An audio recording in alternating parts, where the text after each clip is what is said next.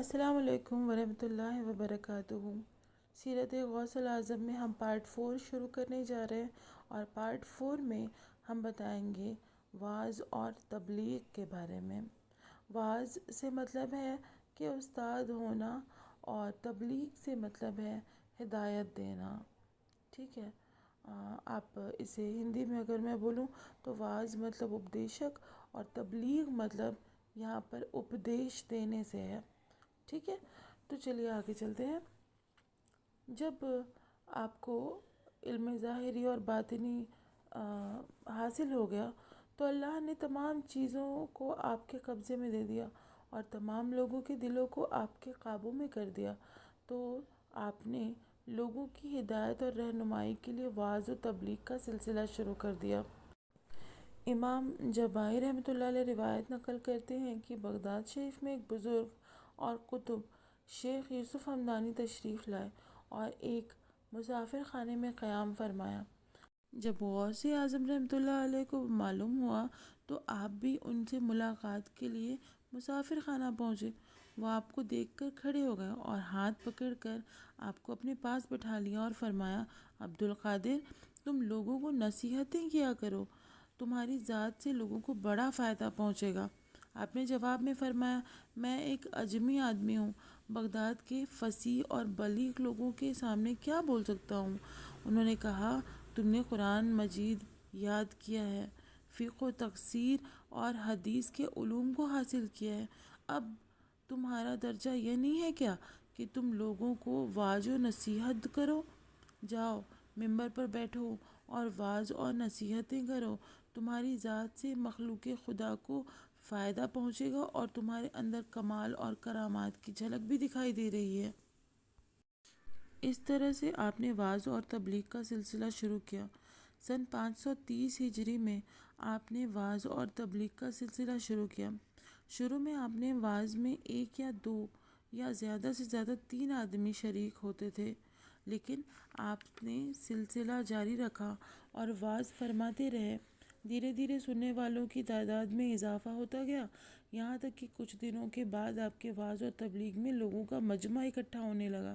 آپ کی عظمت اور ہیبت اور روحانی کمال سے متاثر ہو کر حکمران، بادشاہ سب آپ کے گرویدہ ہو گئے۔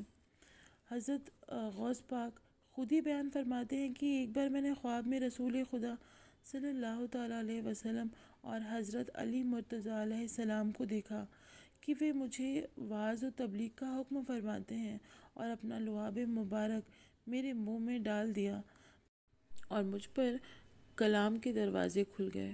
آپ کی مجلس میں 400 آدمی قلم دوات لیے ہمیشہ حاضر رہتے تھے، اور جو کچھ آپ فرماتے اسے لکھتے جاتے تھے۔ کبھی ایسا نہیں ہوا کہ آپ کی مبارک مجلس میں یہود و نصارہ تو آپ کے دست مبارک پر ایمان لائے تھے موجود نہ رہے ہوں۔ ان میں سے کچھ 500 سے زیادہ نے آپ کے ہاتھ پر ایمان قبول کیا، اور 1,00,000 سے زیادہ لوگوں نے آپ کے ہاتھ پر توبہ کی۔ وحدت القادریہ میں ہے کہ جس وقت آپ تخت پر وعظ کرنے کے لیے بیٹھتے تو لوگوں پر ہیبت اور رعب طاری ہو جاتا تھا۔ آپ کے چہرے مبارک کے جلال کو دیکھ کر لوگوں پر خاموشی اور سناٹا چھا جاتا تھا۔ خوف کے مارے نہ کوئی کھانستا تھا، نہ ناک صاف کرتا تھا۔ آپ کی عظمت اور ہیبت کی وجہ سے سب خاموش بیٹھے رہتے تھے۔ جب باطنی کیفیت بیان فرماتے تو لوگوں میں گھبراہٹ اور بے قراری شروع ہو جاتی تھی۔ آپ کی آواز میں بلا کی کرامت تھی، جس طرح آپ کی آواز نزدیک کے لوگ سنتے تھے اسی طرح دور والے بھی سنتے تھے۔ آپ کے کلام میں بلا کی تاثیر تھی، سرکش سے سرکش اور نافرمان ایک بار آپ کے کلام کو سن کر توبہ کر لیتے تھے اور آپ کے گرویدہ ہو جاتے تھے۔ ایسا بھی ہوا ہے کہ آپ کے وعظ میں سے کئی جنازے باہر لائے گئے ہیں۔ ابن سمانی رحمۃ اللہ علیہ لکھتے ہیں کہ آپ ایک صالح بزرگ تھے، ہر وقت خدا کی یاد میں لگے رہتے تھے، بہت جلد آپ کی آنکھوں سے آنسو روا ہو جایا کرتے تھے۔ امام شرانی لکھتے ہیں کہ آپ اکثر وعظ میں بیان فرماتے تھے کہ اے لوگوں، تم قرآن اور حدیث کے حکم پر عمل کرو اور نئی باتوں کو مت نکالو، خدا و رسول کا حکم مانو اور ان کی نافرمانی سے بچو۔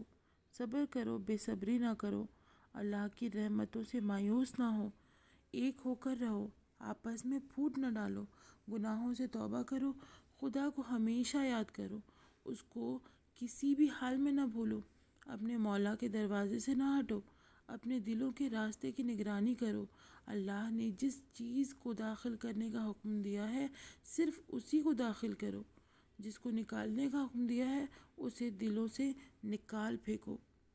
شیخ عبد الرزاق رحمۃ اللہ علیہ نے فرمایا کہ حضرت غوث پاک اکثر شعر پڑھا کرتے تھے اور کہا کرتے تھے کہ اگر شیخ کے اندر 5 باتیں نہ ہوں تو وہ شیخ نہیں بلکہ دجال ہے جو گمراہی کی طرف لے جا رہا ہے، اور وہ 5 باتیں کیا ہیں وہ میں آپ کو بتاتی ہوں۔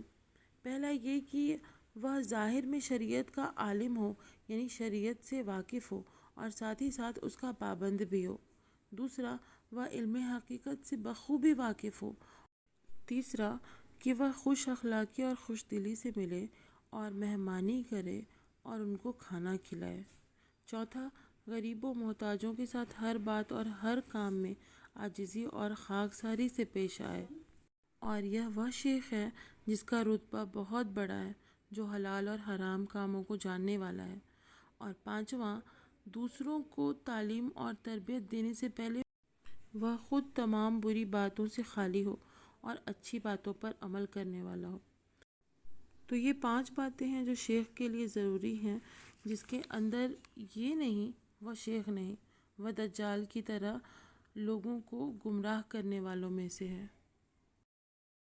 ایسے اور کنٹینٹ کے لیے پلیز میرے چینل کو لائک، سبسکرائب اور کمنٹ ضرور کریں۔ Thank you.